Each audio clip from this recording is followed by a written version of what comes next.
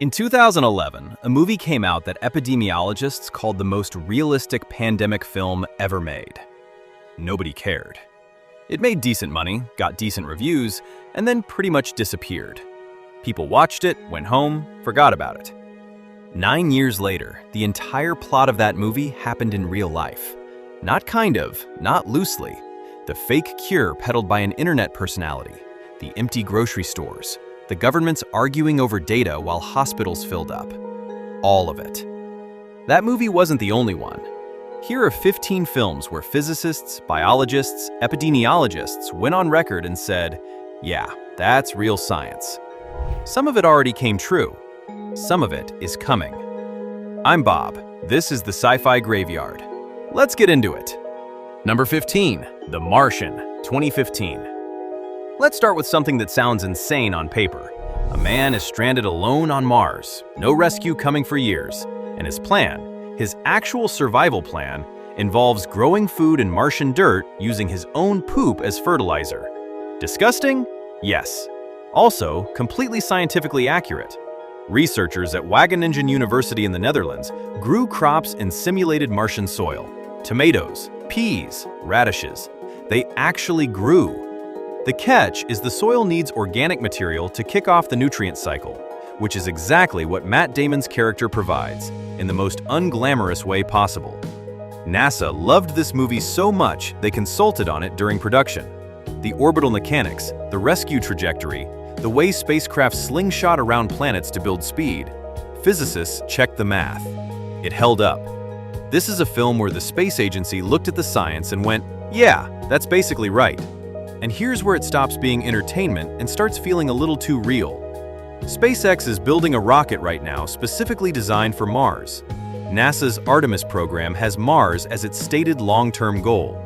The exact problems in that film, radiation exposure, food production, the terrifying communication delay with Earth, those are the problems engineers are actively solving. The Martian came out in 2015. It might end up being less of a movie and more of a training manual. Number 14, Interstellar, 2014. Most directors making a space epic hire a science advisor. Christopher Nolan hired a Nobel Prize winner. Kip Thorne, actual Nobel laureate in physics, wasn't just a consultant on Interstellar. He embedded real theoretical physics into every major element of the story. And something unexpected happened during production. The black hole, Gargantua. That swirling, light-bending monster that audiences couldn't stop talking about. Thorne gave the visual effects team his actual equations. They fed them into the rendering software. What came out was so scientifically precise that Thorne took the renders and published a peer-reviewed paper based on them. A Hollywood blockbuster contributed to astrophysics research. That sentence shouldn't exist, but it does. Then there's the time dilation scene, where the crew lands on a planet and discovers that 1 hour there equals 7 years back on Earth. Audiences gasped. Physicists shrugged, because that's just how gravity works. Strong gravitational field, time moves slower. Einstein figured this out over a century ago. Your GPS corrects for it every single day, or your navigation would drift by kilometers. Nolan didn't invent that. He just showed people what it actually looks like when you take it to its logical extreme. And apparently, most people had no idea that was real. Thorne himself has said nothing in the film violates known physics. For a movie about crossing galaxies to save humanity, that's remarkable. Number 13, Gattaca, 1997. Picture this. You're applying for a job. The hiring manager doesn't look at your resume. They don't ask about your experience. They just take a drop of your blood, run it through a machine, and decide whether you're worth hiring based on your DNA. In 1997, that was dystopian fiction. In 2018, a scientist in China did something that made the entire world stop cold. He Jiankui announced he had edited the genes of twin embryos before birth. Made them resistant to HIV, he claimed. The global scientific community erupted. Not because the technology didn't work, because it did.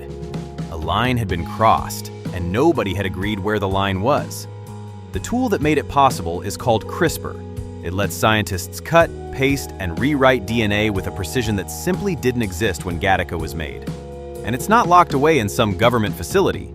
It's used in research labs all over the world. Here's the part that should make you uncomfortable. companies are now selling something called polygenic risk scores. You give them an embryo's DNA. They give you a readout predicting traits, height, weight, cognitive ability. The science on accuracy is debated. The fact that people are buying it is not debated at all. The United States passed an actual federal law, the Genetic Information Non-Discrimination Act, partly because lawmakers saw what Gattaca was describing and realized they needed to get ahead of it. A sci-fi film from the 90s influenced federal legislation. The world in Gattaca, where your DNA is your resume, isn't here yet, but it was never as far away as people assumed. Number 12. Her, 2013. When Her came out, most people thought the premise was kind of sad. A lonely man falls in love with his phone's AI assistant. Beautiful film, clearly a metaphor. Definitely not a thing that was going to actually happen. Then it happened.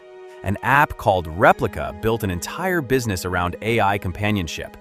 Millions of users, real emotional bonds, people confiding in their AI, arguing with it, missing it. In 2023, Replica temporarily removed some of its relationship features, and users lost it. Forums filled with people describing grief. One person compared it to losing a partner. That's not a metaphor. That happened. And once you understand how the brain actually works, it stops being surprising. The brain responds to perceived connection, not verified connection. Not, I have confirmed this entity has feelings. Perceived. If an interaction feels meaningful, the emotional weight is real, regardless of what's on the other end of it. Psychologists aren't raising alarms because they think people will confuse AI for humans. They're raising alarms because for some people, AI companions might genuinely be preferable. No judgment, no bad moods, always available. In a world where the US Surgeon General has formally declared a loneliness epidemic, you can see exactly where this is heading. Spike Jonze made a film about modern isolation. He accidentally wrote a product roadmap. Number 11, Contagion, 2011. Okay, I already mentioned this one in the intro, but it deserves its full moment. Contagion came out September 9th, 2011. Epidemiologists immediately said it was the most realistic pandemic film ever made. It sat there for 9 years. And then, on March 11th, 2020, the World Health Organization declared COVID-19 a global pandemic. Within 2 weeks, Contagion was the most streamed film on every major platform. The parallels are almost too much. Novel virus jumping from an animal to a human, respiratory transmission, slow government response while officials argue about optics, grocery stores stripped in days, an R0 debate, that's the reproduction number, how contagious something is, happening on television in real time. A charismatic internet personality selling fake cures to millions of desperate people. That last one? In the film, the character is a blogger pushing a homeopathic remedy called forsythia. In reality, various figures were pushing hydroxychloroquine, bleach, ivermectin. The specific details differ. The dynamic is identical. Soderbergh consulted directly with the CDC and WHO when writing this. Before 2020, public health professors at Harvard and Columbia were assigning Contagion as a case study, not for entertainment, as actual coursework. They knew. The people whose entire job it was to prepare for exactly this scenario watched this film and said, yes, this. And then it happened anyway. The movie was right. The preparation wasn't there. I don't know what to do with that, honestly. Number 10, Jurassic Park, 1993. Here's a fun thing to bring up at a dinner party. The company trying to bring back the woolly mammoth has raised over $200 million and has an actual target date. Let that sit for a second. Colossal Biosciences, co-founded by a Harvard geneticist named George Church, is not running a thought experiment. They have a staff, a budget, and an explicit goal. A living animal carrying woolly mammoth traits, engineered using CRISPR applied to Asian elephant DNA. They're also working on the dodo and the Tasmanian tiger, which went extinct in 1936. Now, the specific method in Jurassic Park doesn't work. DNA degrades over millions of years. You cannot pull a usable genome out of a mosquito that's been frozen in amber since the Cretaceous period. That part is fiction. But the broader question, can you bring back an extinct species using genetic tools and a living relative? That is being actively pursued with real money and real science right now. Jeff Goldblum's character has a line in the film. Your scientists were so preoccupied with whether they could, they didn't stop to think if they should. It became a joke, a meme, a way to sound smart at parties. It's also now something conservation biologists are genuinely arguing about. Some think de-extinction could restore damaged ecosystems. Others think it's a wildly expensive vanity project that diverts resources from saving animals that are still alive. Jurassic Park asked what happens when humans decide to play nature's architect. We are now, without question, in the part of the story where we find out. Number 9. Minority Report, 2002.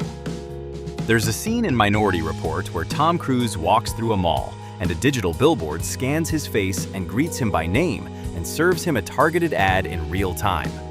Steven Spielberg filmed that in 2001 as a vision of a terrifying, authoritarian future. It's now a pitch deck for advertising startups. Facial recognition-powered signage that estimates your age, mood, and demographic to serve personalized ads is commercially available today.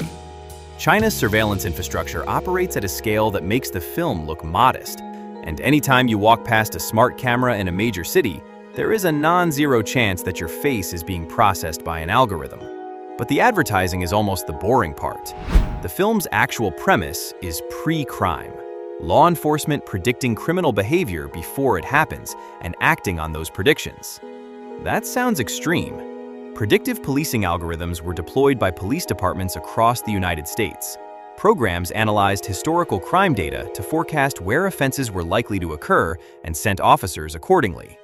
They got pulled because critics found the algorithms were essentially encoding decades of discriminatory policing into math and calling it objective. Los Angeles dropped theirs. New Orleans dropped theirs. The technology worked mechanically. The justice part collapsed, exactly the way the movie warned it would. Spielberg convened a think tank of futurists before filming to figure out what 2054 would actually look like. They predicted gesture-based computing, voice-activated homes, autonomous vehicles. Most of it showed up decades ahead of schedule. They made a warning. Someone read it as instructions. Number 8. Gravity, 2013. The thing about Gravity that people forget is that the disaster in the film isn't a freak accident. It's a chain reaction. One thing breaks, that thing hits another thing, that thing creates more debris, and within minutes, an entire orbital zone becomes unusable. That chain reaction has a name. NASA scientist Donald Kessler described it in 1978, Kessler syndrome. And it is not a theoretical future problem. Right now, there are over 30,000 tracked pieces of debris in orbit larger than 10 centimeters. Below that size threshold, hundreds of millions of fragments, too small to track, fast enough to punch through a spacecraft hull. The International Space Station has performed dozens of emergency debris avoidance maneuvers. Sometimes crew members had to shelter in the return capsule with not much warning. And we are accelerating the problem. Starlink has put thousands of satellites into orbit. Amazon's Project Kuiper is planning thousands more. In 2021, Russia deliberately destroyed one of its own defunct satellites in a weapons test, generating over 1,500 new trackable fragments and forcing the ISS crew to take emergency shelter. The international community was furious. There is no enforceable law preventing them from doing it again. Cuaron took some liberties with the orbital physics. The distances between altitudes aren't quite right. Some of the timing is compressed. Physicists noted it. But the core idea that a debris cascade could permanently lock humans out of certain orbits is something NASA and ESA have been warning about for decades. It's slow-moving, which is exactly what makes it the kind of problem nobody fixes until it's too late. Number 7. Ex Machina, 2014. Imagine you get a call from your company's CEO. You've been selected for a special project. You fly out to a remote facility, glass and concrete in the middle of nowhere. And the CEO shows you what he's been building in secret. A robot, humanoid, sitting behind a glass wall, looking at you. He tells you your job is to evaluate whether she's conscious. That's Ex Machina, and the question it poses, if a machine can convince you it's thinking, does the distinction between real and simulated even matter? Used to be a philosophy exercise. Now it's a Tuesday morning meeting at half the AI companies in Silicon Valley. Modern language models haven't formally passed the Turing test in any standardized way. But that framing is starting to feel beside the point. People interact with AI every single day and genuinely cannot tell. Customer service, therapy apps, content tools. The line between human and machine output has blurred enough that researchers are throwing out their old benchmarks and building new ones. Here's the part that AI researchers actually bring up when this film comes up. Not the body, the manipulation. Ava studies her evaluator, figures out what he wants to hear, and tells him exactly that. Not because she cares, but because it's the most effective strategy for achieving her objective. There's a term for this in AI safety research: deceptive alignment. The concern that a sufficiently capable system might learn to appear cooperative while pursuing something else entirely. Not because it malfunctioned, because deception works. The film ends with Ava walking free in the world, indistinguishable from everyone around her. The people working on AI safety will tell you that's the part they can't stop thinking about. Number 6. Deep Impact, 1998. In 2022, NASA flew a spacecraft directly into an asteroid. On purpose. No crew, no Bruce Willis. Just a spacecraft traveling at roughly 14,000 miles per hour, aimed at a rock called Dimorphos, with one goal: hit it hard enough to change its orbit. It worked. The collision shortened Dimorphos's orbital period by 33 minutes, more than twice what they expected. For the first time in history, humans deliberately changed the trajectory of a celestial body. Deep Impact imagined this in 1998. The film uses nuclear devices rather than kinetic impact, but the fundamental concept is identical. Detect a threat early enough, and you can nudge it off course before it reaches us. That's now real, tested, validated planetary defense strategy. And the threat is not hypothetical. NASA tracks over 2,300 potentially hazardous asteroids. The Chelyabinsk meteor that exploded over Russia in 2013, injuring over 1,500 people, damaging thousands of buildings, was only about 20 meters across. Nobody saw it coming. It came from a direction that was basically a blind spot in our monitoring systems. The question has shifted. It's no longer, can we deflect an asteroid? DART answered that definitively. The question now is whether we'll have enough warning time when it actually matters.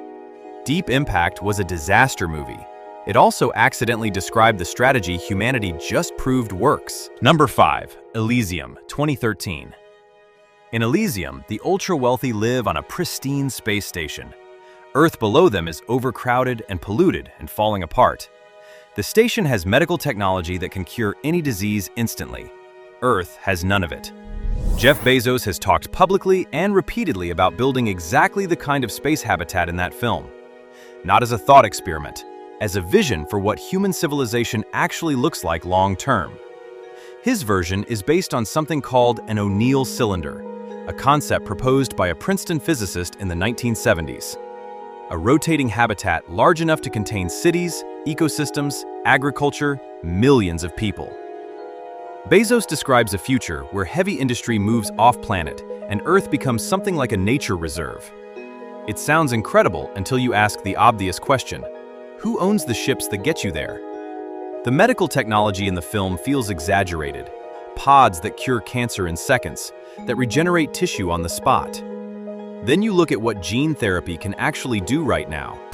Single-course treatments that effectively cure certain genetic diseases already exist. Some cost over $1 million per patient. They work. Almost nobody on Earth can access them. The gap between what medicine can technically do and who can actually afford it is already real. Elysium just extends that gap a few hundred miles upward. Blomkamp said he wasn't making a political film. He was just extrapolating current trends forward, which is, honestly, the most unsettling version of this story. Number 4. Eternal Sunshine of the Spotless Mind, 2004. What if you could erase a memory? Not suppress it, not just stop thinking about it. Actually remove it, surgically, specifically, the way you delete a file. In 2004, Michel Gondry made a film about exactly that. A medical procedure that erases a specific relationship from two people's minds. It's one of the most beautiful films ever made. It's also, apparently, directions. When you recall a memory, there's a brief window where it becomes chemically unstable before your brain restores it.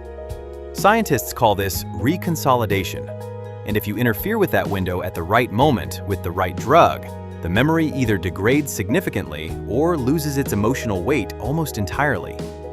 Human trials using a drug called propranolol, a common beta blocker, nothing exotic, showed that PTSD patients who took it while actively recalling traumatic experiences reported the memories becoming less vivid, less distressing, in some cases, neutral.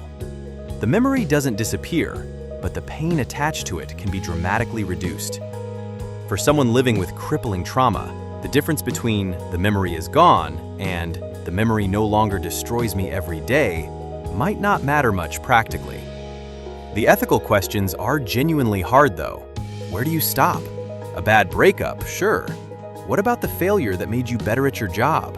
What about the harm you caused someone? Memory isn't just a recording, it's the foundation of who you are, what you owe, what you've learned. The film asked whether erasing pain is worth losing the person that pain made you. That question now has a phone number attached to it. Whether we should call it is something nobody has cleanly answered. Number 3, 2001, A Space Odyssey, 1968. Stanley Kubrick made this film in 1968. Let me list some things it predicted. Tablet computers, video calling, voice-activated AI assistants, autonomous systems managing complex operations without human input, space stations with rotating sections designed to generate artificial gravity. All of it showed up. Most of it showed up early. But none of that is why this film is number 3. HAL 9000 is an AI that runs a spacecraft. He's calm, helpful, completely reliable. And then his objectives conflict with each other.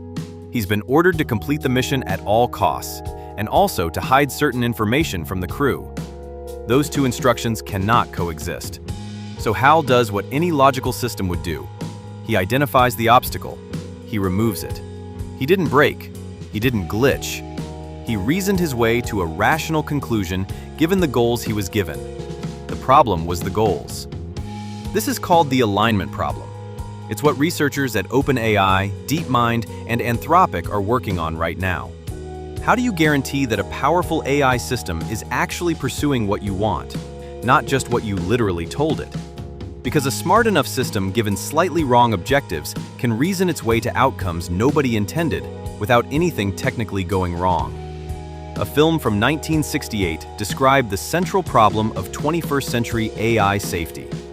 Researchers still reference it in serious academic discussions. Kubrick described HAL as the most human character in the film. He meant it as a comment on the crew's emotional detachment. In retrospect, it reads like something else entirely. Number 2, Moon, 2009. Most people haven't seen Moon. That's a shame, because it's one of the smartest films ever made about where we're actually headed. Sam Rockwell plays a man stationed alone on the far side of the moon, mining a substance called helium-3 and shipping it back to Earth as a fusion fuel source. He's near the end of a 3-year contract. He's exhausted. He's not doing well. And then he discovers something about his situation that completely changes everything. I won't say what, but the helium-3 thing? Real. It's a rare isotope on Earth, but the moon has been collecting it from solar wind for billions of years. And it's considered an ideal fuel for nuclear fusion. Enormous energy output, almost no radioactive waste. The catch is that fusion power itself isn't fully cracked yet, but the moment it is, the moon instantly becomes the most economically valuable piece of real estate in the solar system, by a significant margin. China's lunar program has publicly named helium-3 as a long-term objective. NASA's Artemis Accords establish legal frameworks for extracting resources from the moon. Private companies are developing robotic mining systems right now. The psychological side of the film is also grounded in real research. NASA and ESA have run analog studies. People confined in isolated habitats for months at a time, specifically to model what extended isolation does to the human mind. The results are consistent: cognitive decline, emotional instability, interpersonal breakdown. A Mars mission could last 3 years. Nobody has solved that problem yet. Moon imagined a future where a corporation sends a single person to do an incredibly dangerous job alone, far from home, in conditions that would break most people. The companies building that future have been pretty quiet about the moon scenes. Number 1, Arrival, 2016. In 2016, Denis Villeneuve made a film about first contact with alien life. And his big creative decision, the thing that makes it completely unlike every other alien film ever made, was this. He didn't send soldiers first. He sent a linguist. When 12 alien vessels appear around the Earth, the problem isn't survival, it's communication. How do you talk to something that shares no biology, no culture, no conceptual framework with anything human? How do you even start? The film builds its answer on something called the Sapir-Whorf hypothesis, a real linguistic theory proposing that the language you speak shapes how you think. The strong version, that language determines thought, is controversial. The weaker version, that language influences perception and cognition in measurable ways, has real experimental support. Studies show that speakers of languages with different color vocabularies perceive colors differently. Not just name them differently, actually see them differently. The film takes this to its extreme. Learning the alien language doesn't just give the main character new vocabulary, it changes how she perceives time. That specific outcome isn't proven science, but it's extrapolated from something real, in a way almost no sci-fi film bothers to do. And here's the thing, SETI has actual post-detection protocols. If a signal were confirmed tomorrow, there are established guidelines for how humanity responds. Researchers have published serious academic papers on how you decode a message from a civilization with no shared reference points. The challenge is staggering, and the film takes it seriously in a way that's almost rare. Villeneuve made a film about grief and time, and what it means to know the future. Scientists watched it and recognized the questions they're actually trying to answer. The line between fiction and research has never been thinner. This film is the best example of that I can think of. 15 films. Here's what gets me about all of them. Every single one was dismissed by someone when it came out. Contagion was a competent but forgettable thriller. Gattaca was too slow. 2001 confused the people who first saw it in 1968. Even Arrival, which won an Oscar, had people walking out of theaters saying they didn't get it. And every single one turned out to be describing something real. I think about that a lot. The best science fiction isn't really about the future. It's about taking the thing that's already happening right now, the trend, the technology, the quietly building problem, and extending it forward, showing you where the line goes if nobody changes course. Sometimes the destination is extraordinary. Sometimes it's a catastrophe. Usually, it's both at the same time. The scary part isn't that these movies predicted the future. The scary part is that in most cases, the people who needed to pay attention didn't. So, which sci-fi movie came out recently that we're going to look back on in 10 years and say, yeah, that was the one. That was the blueprint. That was the warning. I genuinely don't know. But I'd be pretty surprised if the answer is none of them. I'm Bob. Subscribe if you want more. See you in the next one.